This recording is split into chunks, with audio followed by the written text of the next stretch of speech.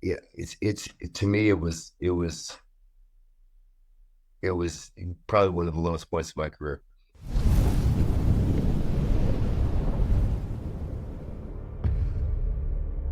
What's going on, wrestling fans? It is I, Steve-O, and welcome to Tank Out right here on Wrestling News Co. On today's edition, I'm talking to a man who is ageless, possibly even a wizard. It's the almighty Bobby Lashley. How are you doing today?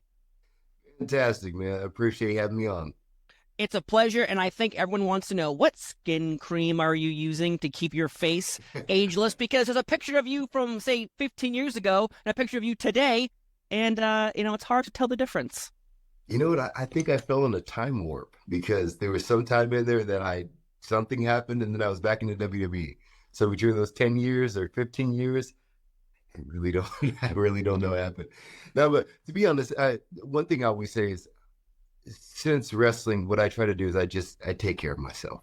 I mean, we all know good and bads, and I try to do more good than bad. I'm not a heavy drinker. I'm not this and that. I work out religiously. I mean, for the past 30 plus years, I've worked out, and I don't think there was a time that I took an extensive break. I mean, I'm always in the morning. I'll do some cardio. It's just part of my routine. It's like brushing my teeth. I enjoy doing it. It's a stress relief for me. It's getting my day going. It's motivation. It's everything for me. So I've always done that. So I take care of myself really well. And nothing special. I don't want to actually endorse a cream because if I do, I want to get paid for it. Of course, of course. So the Fountain of Youth, you will not tell us the location of the Fountain of Youth. That's what I've been confirmed in this interview so far. I got it at I can't tell because if I told everybody, then the competition would, you know, I think I'm, our I'm gonna, truth also knows where that is because same thing, ageless. yeah, we're good friends. We talk a lot. All right, fine. After this, we'll become good friends, and I can look as good as you someday. But in wrestling, though, there are so many strange places that people can wrestle. Where's the strangest place that you've ever wrestled? Well, I did the Jungleos. They had a big whatever, what was it called? It's their big deal out in the middle of nowhere. I mean, they brought us in. We sat in a hotel room until about midnight, and then we got picked up, taken out to a field out in the middle of nowhere. Uh, and it was a crazy little sight. But I mean, great show, awesome fans. But it was a little bit out there. It was crazy. Yeah, I imagine midnight getting picked up and going to perform is a little daunting sometimes. but this Friday though, SmackDown tribute to the troops. You are a veteran, and this is a huge event for veterans. How important is this to the WWE locker room, putting on a show for the veterans and of course the wrestling fans as well? I think some guys it's more important than others. I think some guys understand the importance of doing stuff for the troops, but then some people that have been in the trenches that know the military, like I grew up in a military household. My dad was 26 years, my sisters, myself, we all went through the military. So it has a little bit of special meaning to me, as well as a few other people that have been there, like Montez, one of my partners. He was in the Marines for a while. So just having the opportunity to tell boys and girls, they look, we remember you guys, we look out for you guys, and we still have heart for you guys, and we'll do anything for you guys. So it's a really cool event and good opportunity for us to pack the stadium and just put on a good show for the troops. Well, thank you for your service as well, because protecting our freedom is obviously very important to a lot of people. So I just Yeah, want to say thank you for that. Truly honored. pleasure. Though recently hell apparently has frozen over because CM Punk has returned to the WWE. What are your thoughts on this? Because it feels like this could never happen, say, 5, 6 years ago. And now here we are. I was in Chicago for Survivor Series, and when that music hit, that building was shaking. What are your thoughts on this? I really don't know, to be honest with you. Um, I was actually leaving around the time when Punk was really starting to pick up a little steam. I mean, he was there, but he really didn't do anything at that time.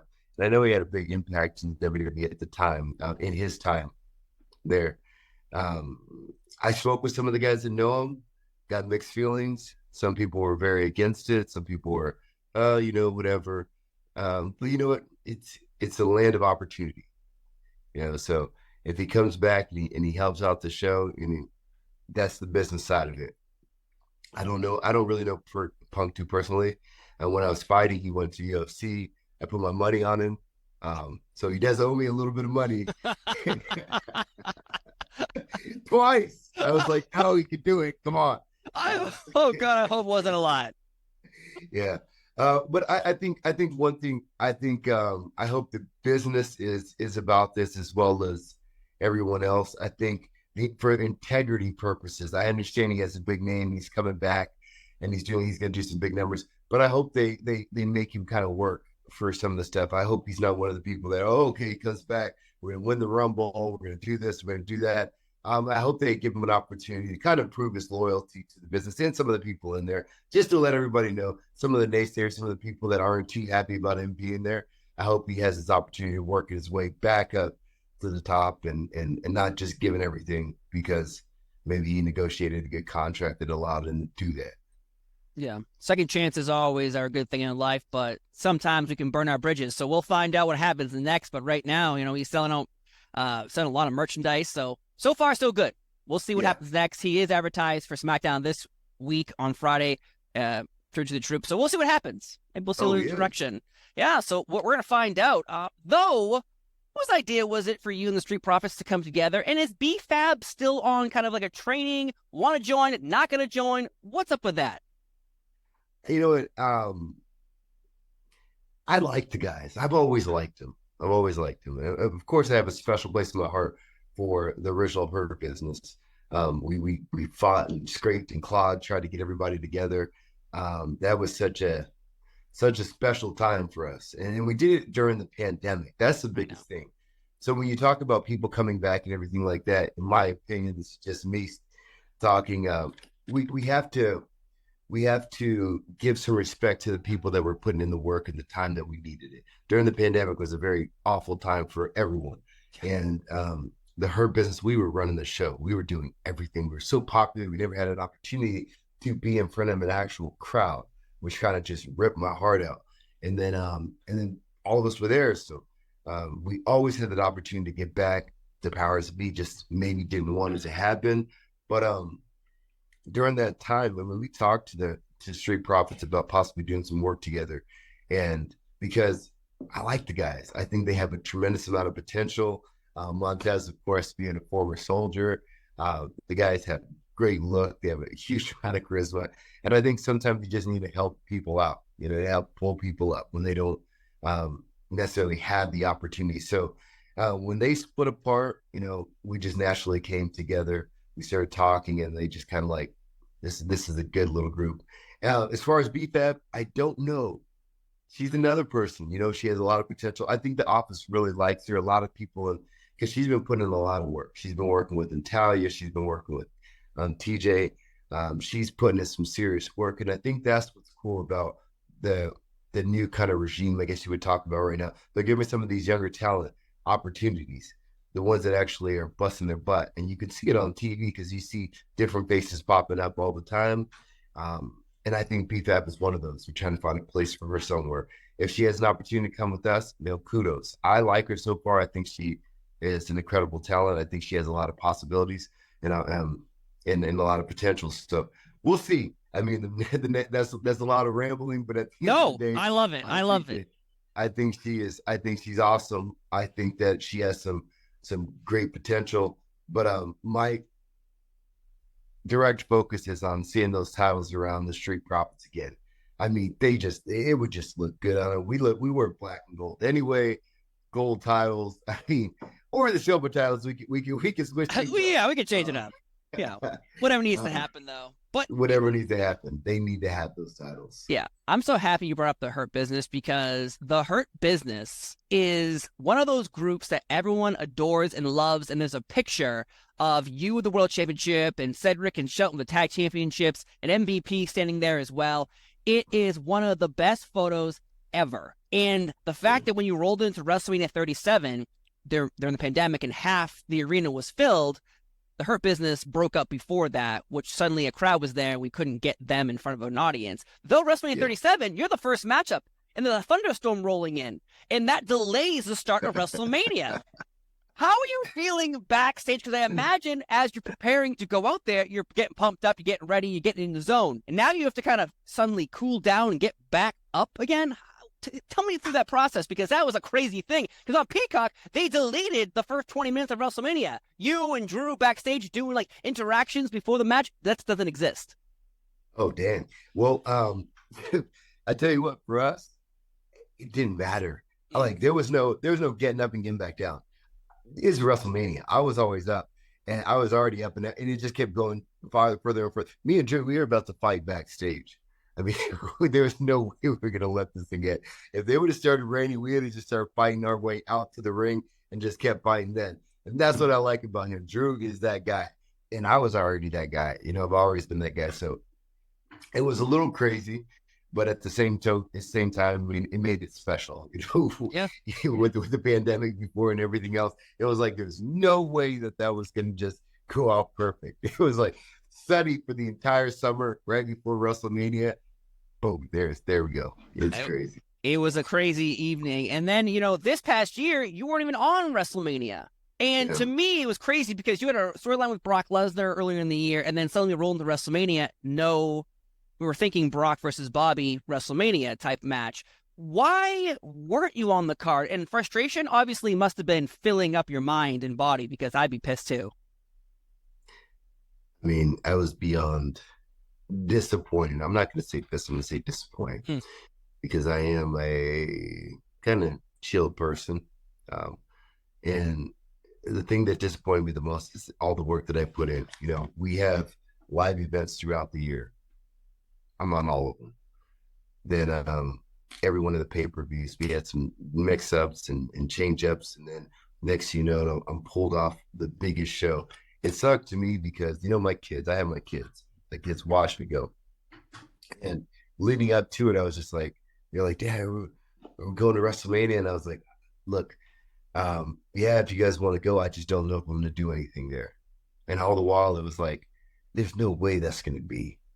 I have to be in WrestleMania. I've been in every WrestleMania my entire career with the WWE. I've always been there in a spotlight match. I've been in every pay-per-view, everything. Then I get closer and closer. And then even the first day, my kids are calling me up that night, and they were like, hey, Dad, are you going to be on? Because I would have just flew them right in if I was going to be on. They had some stuff going on. And then the next day come around, and then I saw all kinds of mix-ups, just random people jumping in there. Yeah, to me, it was probably one of the lowest points of my career.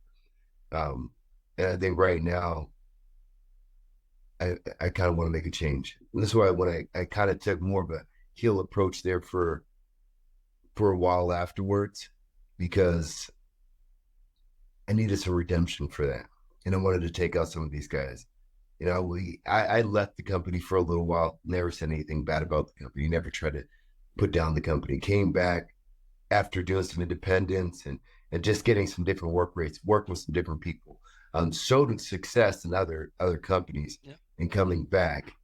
And the things that I had to go through in order to get back to that chance of winning a world title.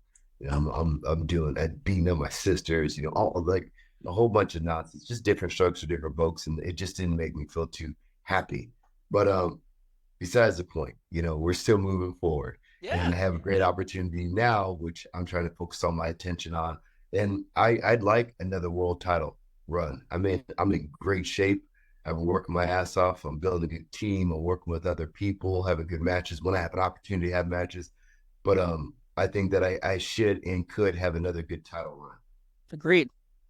And what's funny is you brought up fan reactions and working the weekend shows. Over the weekend, videos have surfaced all over, X or Twitter, whatever you're calling it. And everyone is chanting, Bobby, Bobby. You could beat up Rey Mysterio. You could beat up all these good guys. The audience doesn't care. Have you reached a level you think of, you've been around for so long and your body of work is so well put together that whatever you do, the fans are going to cheer you no matter what? I think part of it with me is I think people know that it's genuine. There's all kinds of other people that come into the business that play characters and everything like that. I'm me. Yeah. I'm me, and I've always been. You can see it. You can feel it. Wherever I go, I meet fans and stuff like that. They see who I am. They know who I am. And I think the crowd is really starting to, they really gravitate to that. I don't have any, I've not been shoved down anybody's throat. Like if you look on our social media, you see maybe a rare glimpse of me here or there. So I'm not shoved down everybody's throat. It's just, it's real. It's something real that I think the company really needs to focus on and work with, because it's real. And you don't get that too much in this business. Well, I cannot wait to see what's happening next. New championship for you, world title. Also, if you win the tag team titles eventually, Grand Slam champion. But we got to wrap it up here, though, folks, because this Friday, Tribute to the Troop SmackDown. Also, I'm from Boston, December 27th.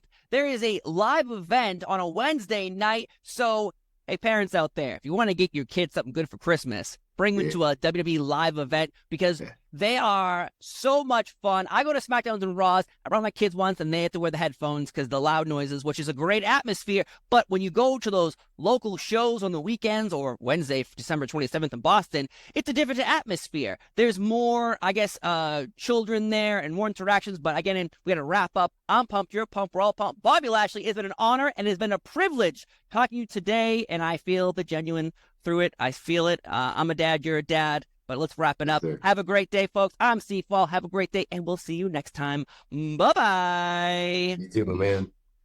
Up there. Thank you so much, man. Appreciate it. Seriously, Hurt Business, best thing in the world, man. I was shocked when they broke up. We were all like, like, didn't make any sense. Still doesn't make any sense, and we'll find out what happens in the future.